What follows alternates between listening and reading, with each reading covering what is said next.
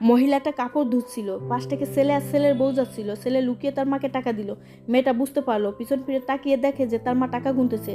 তাড়াতাড়ি দৌড়ে এসে তার কাছ থেকে টাকাগুলো ছিনিয়ে নিয়ে গেল এবং খুবই বাজে ব্যবহার করতেছে। সে টাকাগুলো কেন নিল এর জন্য অনেক কথা শোনাচ্ছে। ছেলেটি দাঁড়িয়ে দেখছে, সে কি করবে বুঝতে পারছে না। সে তাড়াতাড়ি দৌড়ে চলে গেল। দৌড়ে সে তার গাড়ির কাছে চলে যায়। গিয়ে সে তার গাড়ির দরজাটা খোলে। দরজাটা খুলে একটা কালো গেঞ্জি বের করে। সেতে সে কিছু টাকা নিল। বেশ কিছু টাকা নিয়ে সে এগুলো মুড়াচ্ছে। মুড়িয়ে শপিং ব্যাগে নিচে সে রেখে দিল, যাতে এটা টাকা আছে বুঝতে না পারে। তার উপরে কিছু কাপড় চোপড় দিয়ে দিল। কাপড় চোপড় ভরা হয়ে গেছে। এখন সে ব্যাগটা নিয়ে চলে যাবে। একটা দৌড় দিয়ে আবার মায়ের কাছে গেল। দেখে যে তার বউ এখনো তার মাকে চিল্লাপাল্লা করছে। এখন বউ ব্যাগটা নিয়ে গেল তার কাছ থেকে। এখন অনেক গালিগালাজ করতেছে। দেখে যে ব্যাগের ভিতরে কোনো টাকা পয়সা আছে কিনা। দেখে যে কোনো টাকা পয়সা নেই।